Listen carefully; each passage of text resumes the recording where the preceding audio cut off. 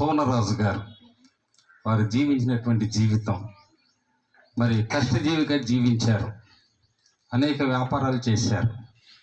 ఎవరి మీద ఆధారపడకుండా, ఎవరిని ఆశించకుండా. మరి బైబిల్లో చక్కని వాక్యం ఉంది, నీతిమంతుని మరణం తర్వాత ఆయన పిల్లలంట ఆశీర్వదించబడతారంట.